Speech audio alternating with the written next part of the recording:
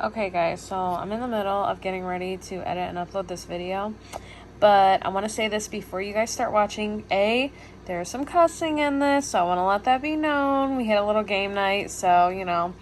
And then two, we're at Jake's house and Caleb's just sitting in Jake's living room on Grant's wheelchair. So I don't want you guys to be like, or in case you guys are wondering like, oh man, what happened to Caleb? So I'll preference it like real quick before you guys start watching this video that everyone's good, we're all of age, and Caleb just was sitting in her chair. So yeah, this is just, you're gonna hear some random clips. This is like, I don't know if you'll find it as funny as what we did, but Caleb, he is a very funny man, and just him saying this stuff is hilarious. And as you can see, we have a lot of fun with some microphones and that, but this was definitely a well-needed night. I needed that. I will probably be uploading a video tomorrow, kind of like giving you like situations like what's been going up with me. Yeah, definitely crazy. It's been this week actually, this week is just now finishing, has been an insane one. That's just to put it in the most mildest of terms. So, yeah, I think I can speak on it now, but like I've had a very hard, stressful week. I mean, probably the hardest I've had in a long time, but you know what? I am very positive. I put my faith in God, and I know that everything will be okay. You guys are probably thinking, what the heck, Shelby? This is a little deep before, but yeah, I'll talk in a video tomorrow, probably like when I do my hair and all that and get ready. But I just want to say, keep watching, guys, and I thank you for every comment. If I don't respond to everyone, just know I see them, and I love every one of them, and you guys are awesome. So, yep, please keep watching my channel, guys.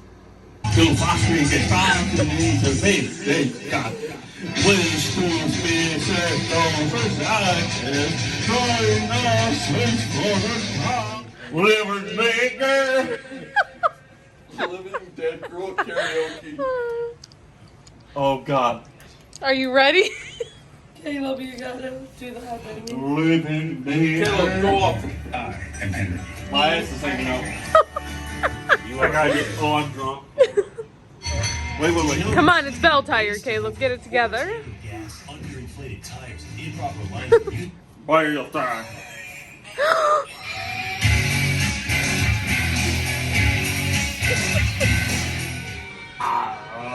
Rage in the cage and pissed upon the stage. Won't you wait to bring the gang?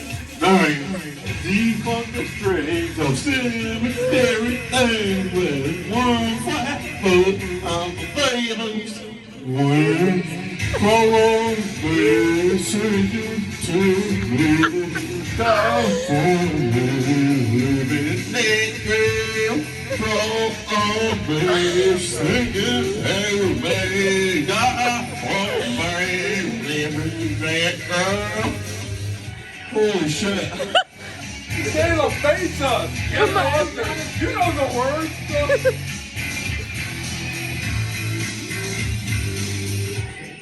Go to. It's like a little campsite. They have these paddle boats. We were like, shit yeah, the boys are going to get on a boat. There's hoes around, boats and hoes. We decide to row over to the side. There's a little ass bridge with this much room. You're gonna get under that shit even if you're a midget. So, we try to row on the other side. It takes us a good 10-15 minutes just to reach the other side. There's spiders and snakes and shit under that bitch. I was getting scared. So we make it to the other side. We made a mistake. There's a bunch of people over there partying, having a good time. They take one look at us, and they start heading towards us. We're like, fuck, we gotta go back. So, we take a good 5 minutes just to turn this bitch around, and we go back under the bridge. Well, lo and behold, we wound up getting stuck on the side underneath it. We couldn't get out. We didn't know what to do. Took us about a good half hour to get out of there. We make it on the other side. This random old dude looks at us and goes, "Hey, there's snakes under there." My cousin Frank, being the looks around and gets all worried. Me and Jake look at him and threaten to throw him off the fucking boat. So, even though there were no snakes under there, he still got his ass. Movie seen it. Sure thing. There's a character in the movie who has the same name. Her name's Gina. And if you see 2009's Friday the 13th, you know that Gina is a mannequin that a particular character fucked. So, me being the idiot that I am, I start texting Shelby, quoting the movie, how he talks about how he lost his V card to this mannequin, whose name was Gina. I text Shelby, all caps, Gina! Thinking nothing of it, I just left my ass off and I just sit there waiting for a reply from Shelby. Now, 20 seconds go by. I get a call from my mom. I pick up the phone. Yo, what's up, Mom? Aren't you at work? She asks me, are you okay? You just texted me, Jordan! So, awkwardly, I'm sitting there like, what the fuck is going on? Did my phone just pick up when I was texting to Shelby? Oh fuck, I fucking fucked up. So I had to come up with a story to make it less awkward. I told my mom, hey, I'm texting Shelby right now. There's a character in a horror movie named Gina. She's the final girl in a horror movie. She goes, oh sweet, which movie? I'm like, it's a really good one. You should check it out sometime. It's got a weird name to it. And I'm trying to delay to think of a weird ass horror movie name that doesn't fucking exist.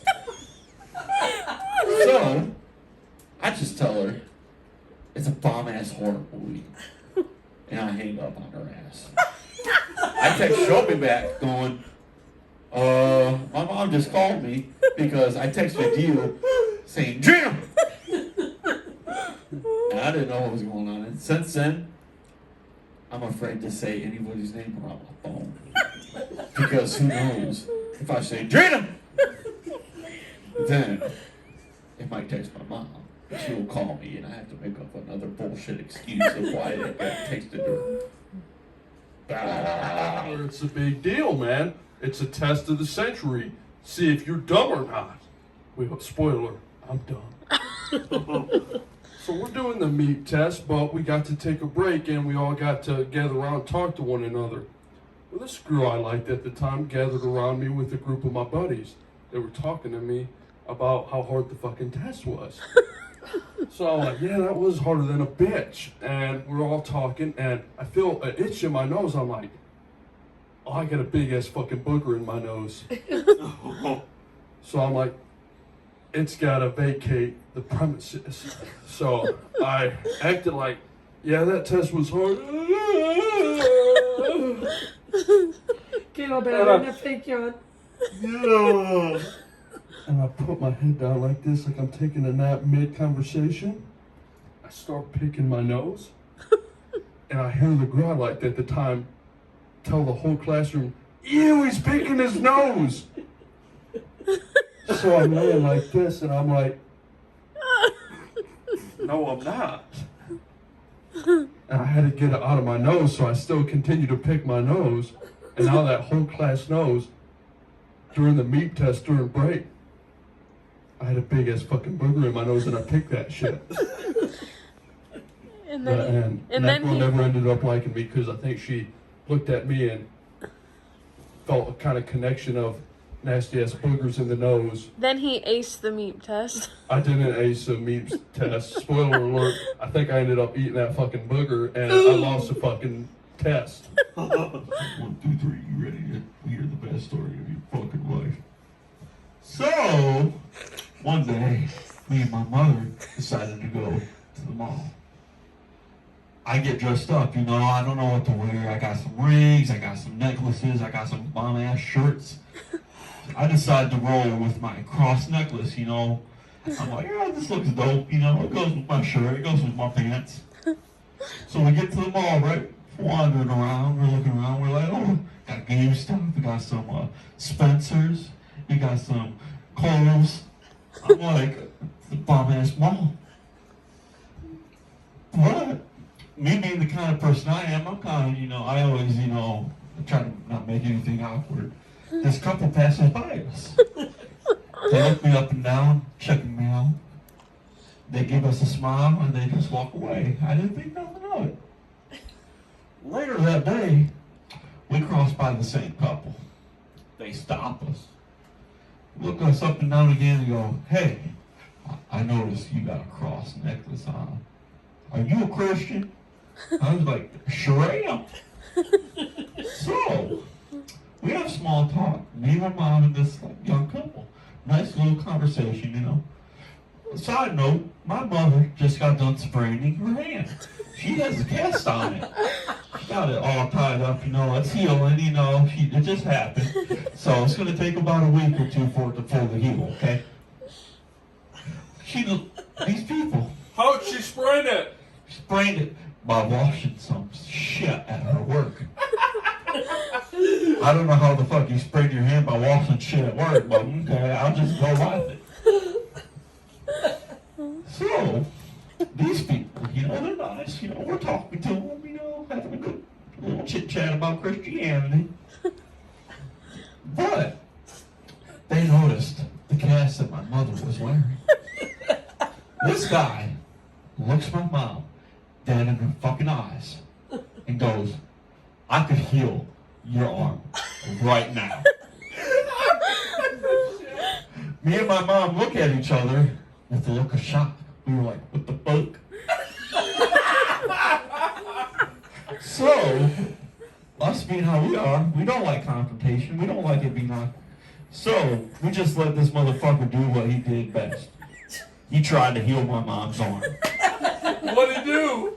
He put both hands on my mom's half-broken arm, looked at her, and goes, I release you, dude!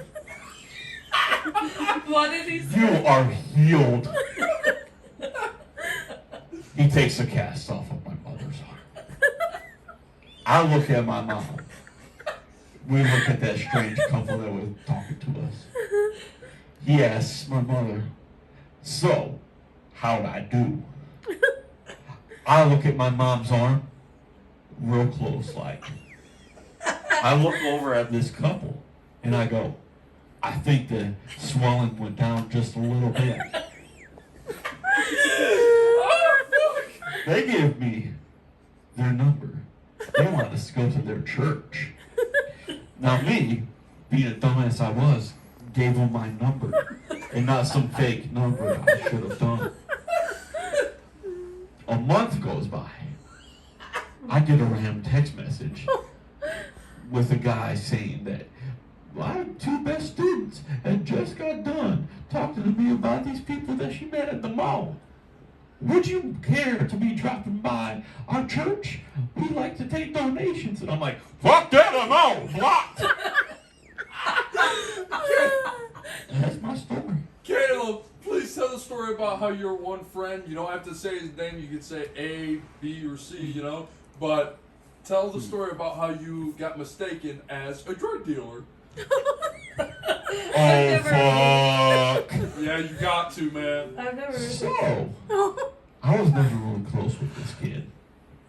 I went to school with him, and he always tried to get my ass in trouble. It pissed me off. So, I don't talk to him for a few years. I'm still cool with him, you know. I don't have any animosity towards him, even though he was a fucking dickhead. So, a few years go by. That wasn't the kid that wiped a booger on you, was it? Fuck no, fuck that kid too. That's another story I'll get to here in a little bit. But, anyways, this kid, I haven't talked to him in like 5 to 9 years. I get a friend request from his mama. I'm like, who the fuck is this bitch? I was like, I don't care. I'll add her. She doesn't look weird at all. About an hour after I accepted that friend request, I get a message from her. Fuck. I made a mistake. I'm looking at my phone. This bitch is asking me to call her.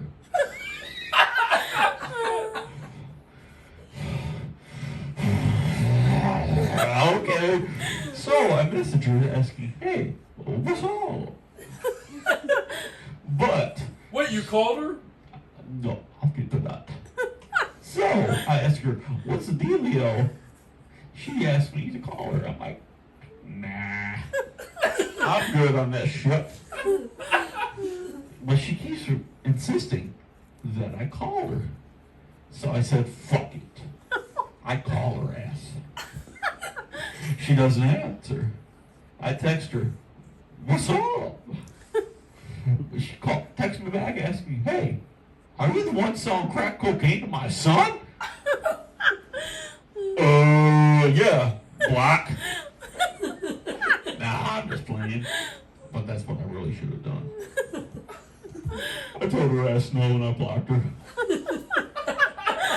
Alright, what about this story about the kid that wiped a booger on you? Ew. Ooh. So in elementary school, my mom was on a website looking up cool shirts to buy my ass. I see a cool one. It had a big ass shark right in the middle of it, riding a skateboard. Fucking. So, I'm like, that's the shirt I want right there. You better buy that shit for me, mama. I'll fucking love you forever. I'll do the dishes. I'll wait a week. That shirt comes in the mail. I'm like, fuck yeah! So, first day of school the next day, I wear that shirt. It's time to get in line. To get in class after recess. I get in line. And a little bitch sitting behind me decided that he wanted to dig for gold. He looked around. He couldn't wipe it on the ground. He couldn't wipe it on the person behind me. But this little shit took one look at my shirt and goes, it's a badass shirt. It looked good with some gold on it. So he decided to wipe that shit right on my shirt.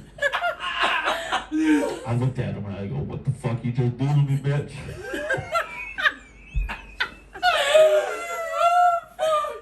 Not really. I look at him and I'm like, fuck it. I told the teacher and then I got suspended. Wait, did you say you got him suspended? This school was so strict that there was a red light, green light in the lunchroom. If you talk when the red light is on, you're fucked.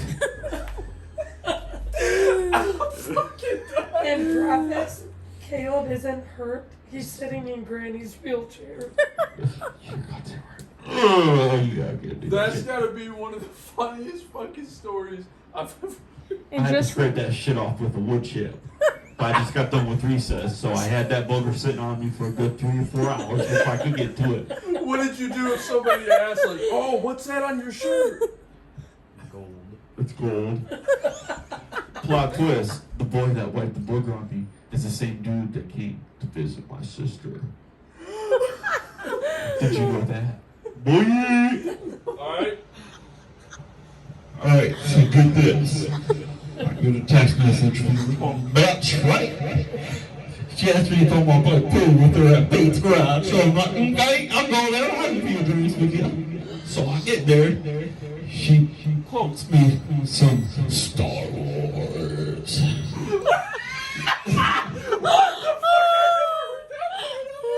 So she was like, hey, if you could guess what this is off of, I'll love you forever. I'm like, that's off of Star Wars, bitch. Hold it for the. Fuck, dude. Please, please.